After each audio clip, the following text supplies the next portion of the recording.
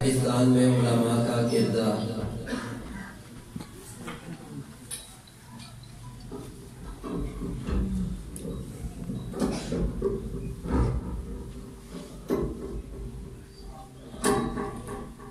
نحمده ونصلي على رسوله الكريم اما بعد فاعوذ بالله السميع العليم من الشيطان الرجيم بسم اللہ الرحمن الرحیم۔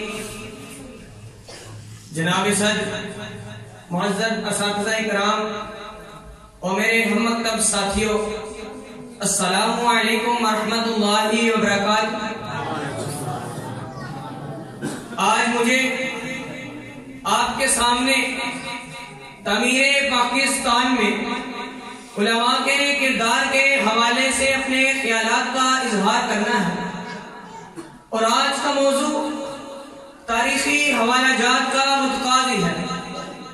تاریخ دنیا کا سب سے سچا علم، اور یہی علم دنیا کا سب سے جھوٹا علم۔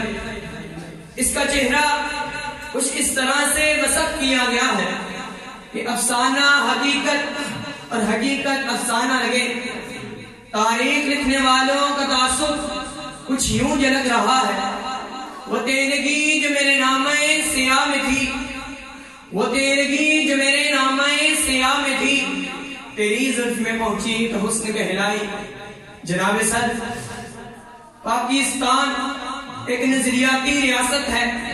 نظریہ پاکستان، جسے دو قومی نظریہ بھی کہتے ہیں، یہ نہ تو حضرت اقبال کے فکر و فلسفے کا نتیجہ ہے، اور نہ ہی شاہ ولی اللہ کی دریافت، اور نہ سر سید احمد خان کا کوئی کارنامہ۔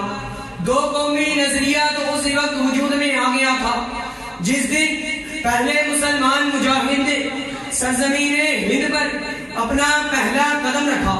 اس سے بھی بڑھ کر سورہ کافرون میں لکم دینکم ولی دین کے مطابق یہ ایک الہامی اور قرآنی نظریہ ہے۔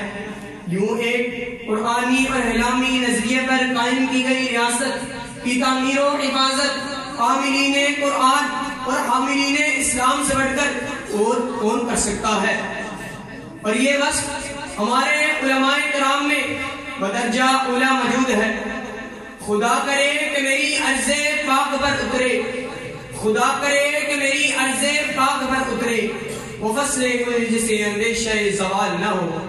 جناب صدر، تعمیر پاکستان سے مراد اینٹ گارے، ریت مٹی، چونے پتھر سے کی جانے والی تعمیر نہیں، بلکہ اس مملکت خداداد کی نظریاتی اور جغرافیائی سرحدوں کی حفاظت ہے۔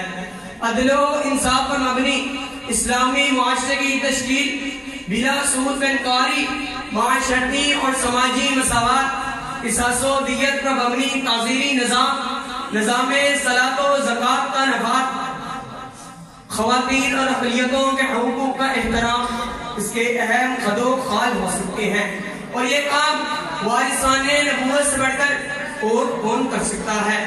اور یہ ضمن اور یہ وصف ہمارے علماء کرام میں بدرجہ اولیٰ موجود ہیں۔ 14 اگست 1947 رمضان المبارک کا مہینہ، آخری عشرہ، لیلۃ القدر کی رات، قیام پاکستان کا اعلان۔ کیا یہ محض حسن اتفاق ہے؟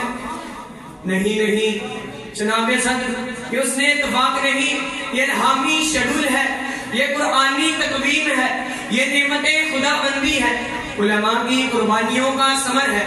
طریق انسانی کی سب سے بڑی ہجرت عمل میں آئی، 15 لاکھ جانوں کا نذرانہ پیش کیا گیا، لیکن آزادی کی دیوی اب بھی والدین کے اکلوتے 31 سالہ نوجوان کی خون کی طلبگار نظر آتی ہے، اور یہ سعادت بھی مناظر اسلام مولانا ثناء اللہ عمر صلی کے حصے میں آئی۔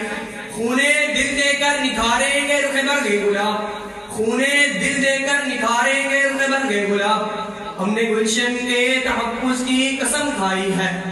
1975 میں قادیانی مسئلہ پر جب غیر مسلم قرار دینا تھا، قادیانیوں کے رہنما، قادیانیوں کے سربراہ مرزا ناصر احمد قادیانی کے موقف پر جوابی تقریر کا صحرا اہل حدیثوں کے مشہور عالم علامہ احسان الہی ظہیر کے سر پہ سجدہ ہوا نظر آتا ہے۔ علامہ شہید نے اس مقدمے کو کچھ اس واقفن اور جرأت سے لڑا، نہ خنجر اٹھے گا نہ تلوار ان سے، نہ خنجر اٹھے گا نہ تلوار ان سے، یہ بازو میرے آزمارے ہوئے ہیں۔ جناب صدر، شاید یہی محبت کا صلہ تھا، ختم نبوت سے محبت کا یہی صلہ تھا کہ آج علامہ شہید گنبد خضرا کے سائے میں جنت البقیع کے احاطہ میں ابدی نیند سو رہے ہیں۔ جس دج سے وہ مقتل میں گیا وہ شان سلامت رہتی ہے، جس دج سے کوئی مقتل میں گیا وہ شان سلامت رہتی ہے۔ یہ جان تو آنی جانی ہے، اس جان کی کوئی بات نہیں۔ جناب صدر، اوروں کے حصے میں آئی تصوف کی شوگر کوٹی گولیاں، لیکن ہمارے حصے میں آئی قرآن و سنت کی مسند۔ اوروں نے بسائی خانقاہیں، لیکن ہم نے بسائے میدان کارساز۔ اوروں نے پہنے جبہ و دستار، لیکن ہم نے اٹھائے تیر و تلوار۔ کسی شاعر نے کیا خوب کہا ہے، کیوں نہ ممتاز ہوتا اسلام دنیا بھر کے دینوں میں، کیوں نہ ممتاز ہوتا اسلام دنیا بھر کے دینوں میں، وہاں مذہب کتابوں میں، یہاں قرآن سینوں میں۔ وما توفیقی الا باللہ۔ السلام علیکم۔